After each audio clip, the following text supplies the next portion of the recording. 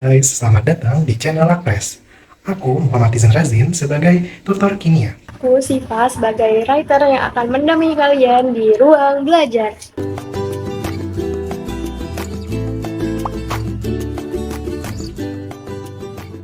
Oke, selamat datang teman-teman. Pada video ini kita akan belajar tentang asam basa. Oke, yang pertama di sini ada teori dan tipe asam basa. Yang pertama ada teori dari Arrhenius. Menurut Arrhenius, asam itu merupakan penghasil H+, dan basa merupakan penghasil OH-. Jadi, eh, misal HCl ini kan menghasilkan H+. Kalau diuraikan menjadi H+ dan Cl-. Berarti dia termasuk asam. Kalau dia misal NaOH,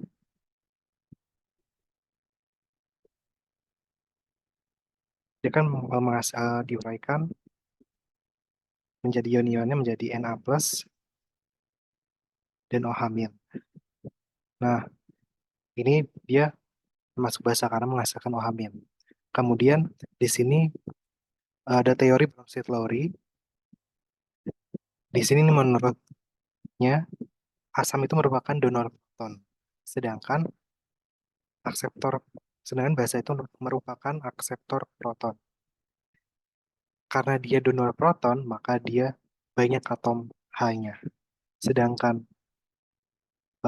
basa dia akseptor proton karena dia sedikit H. Sebagai contohnya di sini ada H2O plus NH3 menjadi NH4 plus OH-. Nah, di sini yang menjadi asam adalah H2O karena dia banyak H. Kemudian yang menjadi basanya adalah OH-, ya, tapi dia basa konjugat. Kemudian yang menjadi basa adalah NH3, yang menjadi asam konjugat adalah NH4 plus karena dia banyak H. Gitu. H2O berpasangan dengan OH-, NH3 berpasangan konjugat dengan NH4 plus. Kemudian di sini ada teori Lewis. Di sini menurutnya asam itu merupakan akseptor pasangan elektron, sedangkan basa itu merupakan donor pasangan elektron.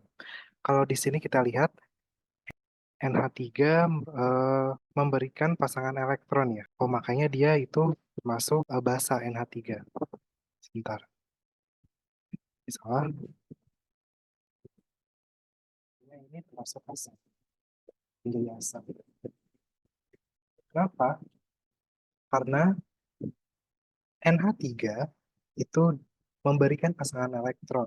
Dia berarti basa. BF3-nya ini merupakan akseptor asam. Kemudian di sini ada tipe asam basa. Ada tipe asam kuat dan asam lemah, ada tipe basa kuat dan basa lemah. Asam kuat dia terdisosiasi menjadi ion-ionnya, terdisosiasi sempurna. Kemudian dia menghasilkan jumlah konsentrasi H3O+ dan anion amin yang besar. Kemudian di sini asam lemah. Asam lemah sedikit yang terdisosiasi atau sebagian yang terurai. Kebanyakan bersisa dalam bentuk molekuler. Contohnya di smin CH3COO- plus H+, contoh asam lemah, dan H2CO3. Kemudian ada basa kuat, terbentuk dari logam golongan 1A dan 2A, itu kation-kationnya ya. Kemudian dia terdisosiasi sempurna dalam air. Contohnya di sini ada Li golongan 1, Na golongan 1, Ca golongan 2, Ba golongan 2A, Sr golongan 2. Kemudian di sini ada basa lemah, merupakan akseptor ion H+ yang buruk. Elektrolit lemah menghasilkan sangat sedikit ion dalam larutan. Contohnya di sini NH3. Nah, karena tadi asam atau basa kuat terdisosiasi sempurna, sehingga dia tidak dianggap sebagai proses kesetimbangan. Kemudian, ekspresi kesetimbangan asam basa, asam atau basa lemah dinyatakan dalam konsentrasi disosiasi asam lemah dan basa lemah. Nah, di sini semakin kuat keasaman, semakin besar nilai Ka. Begitupun juga dengan kebasahan, semakin kuat kebasahan, semakin besar nilai Kb. Nah, nilai Ka dan Kb ini sangat mempengaruhi pH larutan. Kemudian di sini ada tentang asam diprotik dan poliprotik. Jadi kalau di sini contohnya H2CO3 ya. Cara kita menentukan dia asam diprotik atau poliprotik, adalah dengan kita menguraikan, melakukan ionisasi secara bertahap. Nah, kalau dulu mungkin kita melakukannya seperti ini. Nah, ini salah ya. Jadi, kalau dulu mungkin kayak H2CO3 menjadi H+, terus CO3 2 min. Di sini, karena hanya dua, di sini dua. Dan setara. Sebenarnya ini salah. Karena nggak bertahap gitu. Sedangkan ion-ion itu dalam air itu harus tepat satu persatu. Kayak contohnya di sini H2CO3 terurai menjadi H+, menjadi HC3-. Kemudian HCO3- terionisasi lagi menjadi H+, kemudian CO3 2-. Kenapa harus bertahap? Karena nanti akan mempengaruhi nilai nilai konsentrasi H+-nya gitu. Di sini persen ionisasi rumusnya adalah konsentrasi ion per ionisasi per konsentrasi asam mula-mula dikali 100%. Kemudian di sini ada skala pH dan reaksi asam basa. Nah, dalam air murni, konsentrasinya 3O+ dan OH- itu masing-masing 10 pangkat min 7.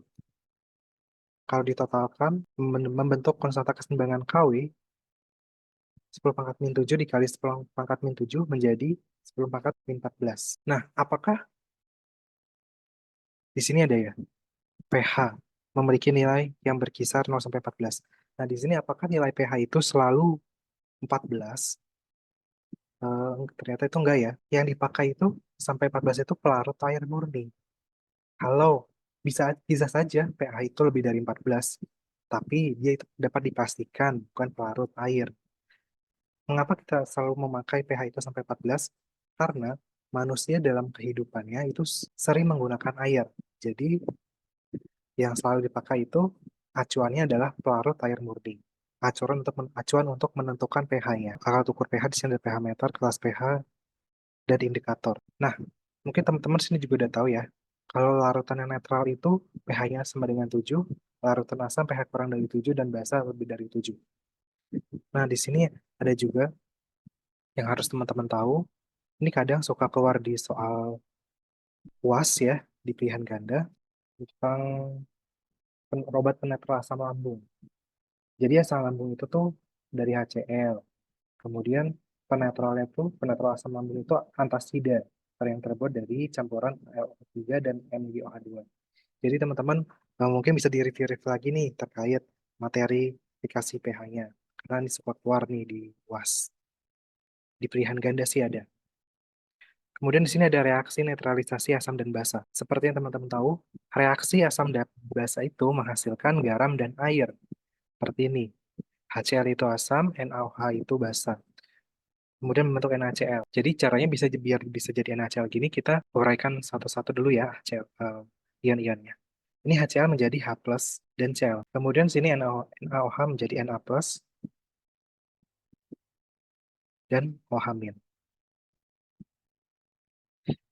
Na+, nah kemudian ini kan saling membentuk ikatan ya, menjadi ini Na+ dan Cl- menjadi NaCl. Kemudian H+ dan OH- menjadi H2O.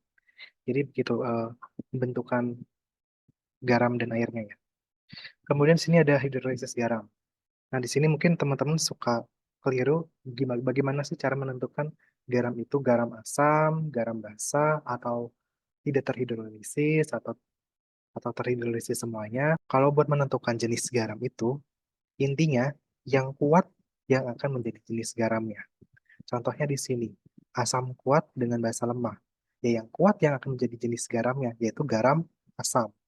Begitupun juga di sini, asam lemah sama basa kuat. Yang kuat yang mana? Yang basa. Maka dia akan menjadi garam basa. pH-nya lebih dari 7. Kalau garam asam itu pH-nya kurang dari 7. Nah, jadi teman-teman gak usah bingung untuk menentukan jenis garamnya. Yang penting yang kuat itu yang akan menjadi jenis garam. Kemudian, bagaimana kalau asam kuat sama basa kuat? Kalau dia asam kuat sama basa kuat, dia tidak akan terhidrolisis. Alias pH-nya itu sama dengan 7.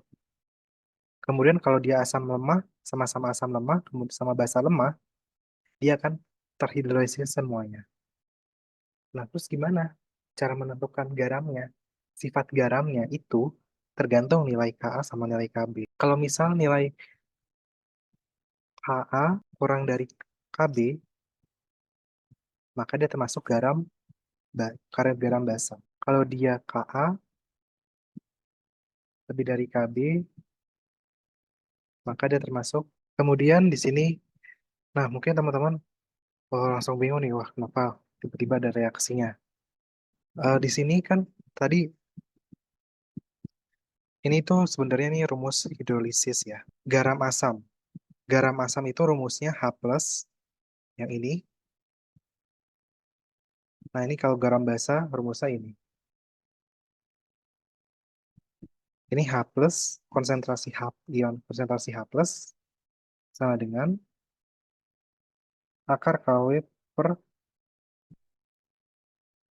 KB kali Cg. Cg ini nih konsentrasi garam.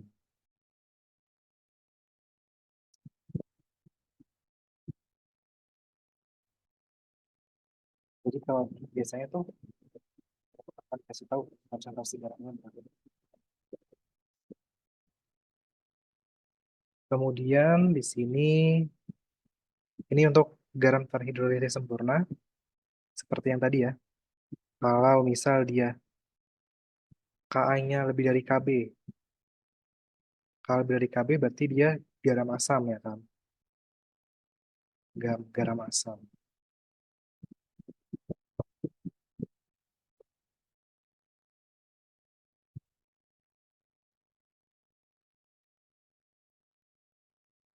Kalau dia kurang dari Kb, dia garam asam. Jadi rumusnya sama ya, jadi sama ini dengan ini sama.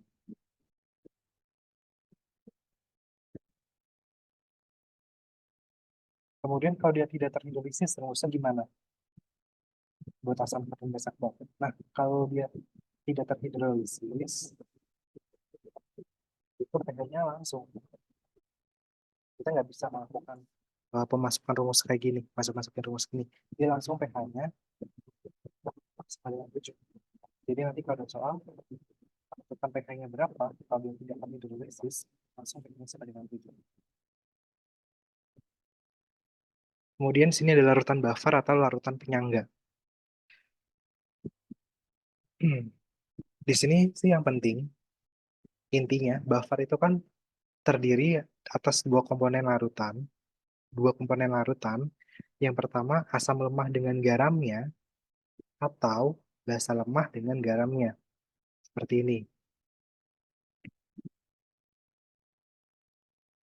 H plus sama dengan Ka dikali mol asam per mol garam. Atau bisa juga konsentrasi asam per konsentrasi garam. Kalau misalkan diketahuinya konsentrasi. Kalau hanya diketahuinya mol, mol asam per mol garam. Karena kan konsentrasi itu kan rumusnya kan M per V ya.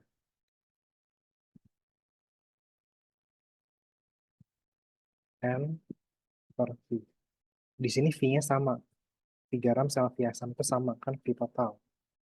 Jadi ini nanti saling meniadakan V-nya jadi bisa kita tulis sebagai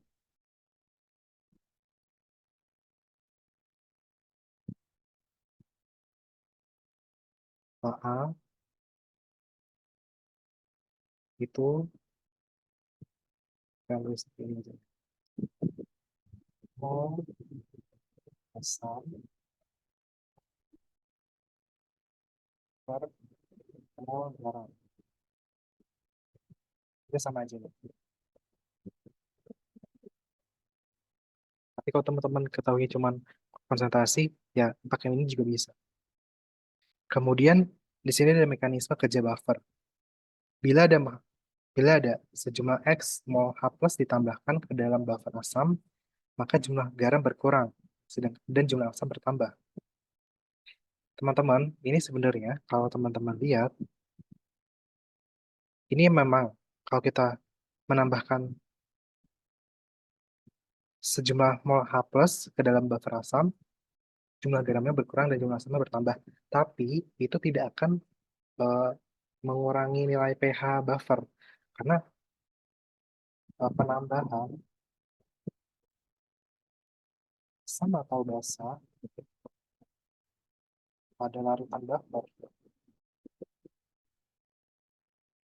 itu tidak terlalu signifikan terhadap perubahan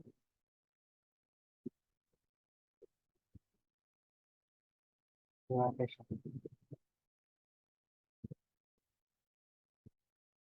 Jadi mau teman-teman menambahkan sebanyak-banyak pun itu asam atau basa itu yang akan berubah karena kan dia kan larutan penyangga. Atau mungkin teman-teman mau menambahkan air, itu juga sama, dia nggak akan berubah pH-nya. Kemudian di sini, nah nih, kalau misalkan teman-teman ketemu dengan soal hidrolisis atau buffer, yang mungkin harus menuliskan persamaan reaksi, jadi teman-teman buat dulu kayak mula-mula, keseimbangan, sisa. Nah, kalau misalkan jika reaksi habis bereaksi di sini, tidak ada sisa, maka pakai rumus hidrolisis. Jika ada reaksi bersisa asam lemah atau basa lemah dengan garamnya, maka pakai rumus buffer. Nah, sini ada harus yang teman-teman tahu nih bisa juga keluar dalam soal UAS, buffer dalam tubuh. Di dalam tubuh, konsentrasi asam karbonat berkaitan erat dengan tekanan parsial CO2 dan PCO2. Intinya kalau CO2 naik, H2CO3, H2CO3 juga naik. Kemudian pH darahnya nurun. Nah, kondisi ini termasuk keadaan asidosis. Jadi CO2 naik, H2CO3 naik, dia itu asidosis. Kalau CO2 turun, maka H2CO2-nya juga turun. H2CO3-nya juga turun.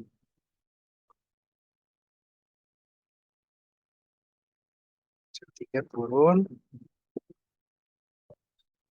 pH darah naik. Nah, nah, kondisi ini termasuk kondisi alkalosis. Asidosis itu apa? Asidosis itu asid itu asam. Penyakit yang kaitannya dengan asam, kelebihan asam. Kemudian alkalosis itu penyakit yang kayak dari kata alkali. Penyakit yang berhubungan dengan basa gitu ya. Oleh kelebihan basa dalam tubuh. Nah, kemudian sini ada contoh latihan soal. Di sini aku ada tips membedakan soal hidrolisis dan buffer. Kalau teman-teman menemukan soal yang kata-kata awalnya itu garam, kayak gini, itu termasuk soal hidrolisis. Kalau ada kata-kata buffer atau penyangga itu ya soal buffer. Jadi teman-teman, untuk soal ini sih jangan khawatir. Kemudian, sini kita coba menentukan garam yang memiliki pH 9,7 adalah, di sini ada NH4Cl. Teman-teman bisa melakukan eh, persamaan reaksi kayak gini ya. Yang namanya ini kan soal garam ya. Garam ini kan hidrolisis, ya kan? Kalau hidrolisis itu berarti kan reaksi pemecahan air. Hidro itu air, lisis itu pemecahan. Berarti reaksi pemecahan air. Berarti dia ada reaksinya dengan air. Berarti NH4Cl bereaksi dengan air, membentuk NH4OH dan HCl. Nah, gimana cara bentuk NH4OH-nya? Teman-teman bisa menguraikan dulu menjadi NH4Cl menjadi NH4 plus dan Cl min. Kemudian H2O menjadi H plus dan OH min. Kemudian ini mereka saling berikatan NH4 plus dengan OH min menjadi NH4OH dan kemudian H plus sama Cl menjadi HCl. Nah, teman-teman di sini NH4OH merupakan basa lemah. HCl merupakan asam kuat. Apakah ia pH-nya sama dengan 7? Enggak ya. Karena di sini yang pH-nya sama dengan 7 itu adalah dia tidak terhidrolisis. Alias dia merupakan komponennya itu asam kuat dan basa kuat. Berarti kita harus cari yang komponennya yang kayak gini nih, asam kuat dan basa kuat. Berarti NH4Cl salah. Kemudian kalium bromida. Kalium bromida itu kalau mungkin teman-teman bikin persamaannya seperti ini, kalium bromida itu terdiri dari KOH dan HBr. KOH itu merupakan basa kuat, HBr, asam bromida itu merupakan asam kuat. Jadi asam kuat sama basa kuat berarti dia benar ya. Dia tidak terhidrolisis alias pH-nya sama dengan 7. Kemudian ini NH4NO3. Di sini NH4NO3 taruhnya menjadi NH4OH dan HNO3. NH4OH tadi di sini dia basa lemah, HNO3 dia bas asam kuat. AlCl3 juga terurai menjadi AlOH3, kemudian menjadi HCl. AlOH3 ini termasuk asam kuat, basa kuat, HCl ini asam kuat. Kemudian di sini juga CH3COONA, dia terurai jadi CH3CO, CH3COOH dengan NaOH. Kemudian HCl kan asam ya, asam lemah. Berarti dia bukan juga ya. Kemudian ini, di sini kata kuncinya Kb kurang dari K. Sebenarnya kalau teman-teman lihat ya, ini dia bukan pH sama dengan 7 ya. Karena di sini juga ada, tanpa harus teman-teman harus menguraikan, di sini kata kuncinya Kb kurang dari Ka. Berarti dia garam asam. Berarti ya dia terhidrolisis. Sedangkan sini dimintanya tidak terhidrolisis. Berarti dia bukan juga. Oke, ini mungkin bisa teman-teman baca ya. Kemudian kita latihan soal. Jadi teman-teman kalau ada eh, soal soal yang suruh teman-teman buat itu persamaan reaksi, teman-teman buat dulu persamaan reaksinya. Kemudian teman-teman buat mula-mula reaksi kayak MRS-nya atau MKS-nya. Kemudian yang tadi, kalau dia reaksinya habis, kalau jika reaksi habis bereaksi, pakai rumus hidrolisis alias nggak ada sisa ya. Kalau misalkan dia menyisakan asam lemah atau basa lemah dengan garamnya, maka pakai rumus buffer. Nah, kita coba kerjakan. Di sini kita buat dulu persamaan reaksinya. Kemudian kita lihat, kita setarakan. Apakah reaksi sudah setara? Ternyata sini sudah setara ya. Oke, nah kita langsung bisa masuk. Nah, di sini kita mencari mol CH3COH dan KH dengan cara mengalihkan 0,01 molar dengan 50, kemudian 0,01 molar dikali 25. Ini untuk mempermudah perhitungan, kita pakai milimol aja ya. Ini didapatkan hasilnya seperti ini. Di sini 0,5 sama 0,25, yang paling kecil 0,25. Berarti dia akan habis bereaksi. Berarti di reaksi, ini kemudian CH3COH-nya yang bereaksi itu 0,25 milimolar. Ini juga sama semua. Kemudian di sisa menghasilkan 0,25 molar dan ini juga 0,25 molar dan 0,25 molar. Di sini kalau kita lihat dia mengisahkan asam lemah dan garam. Berarti dia termasuk soal apa? Soal buffer. Berarti kita bisa pakai rumus buffer. Di sini rumus buffer itu H, konsentrasi H plus sama dengan konstanta kesetimbangan Ka dikali mol asam per mol basa. Di sini teman-teman bisa masukkan rumusnya aja. Ini teman-teman nggak usah konversi juga nggak apa-apa, karena nanti saling mencoreti antara milimol sama milimolnya. Di sini 0,25 molar, di sini mol asamnya 0,25 milimolar, milimol per mol. Oke, ini bukan mol basa tapi mol garam ya. Mol garam.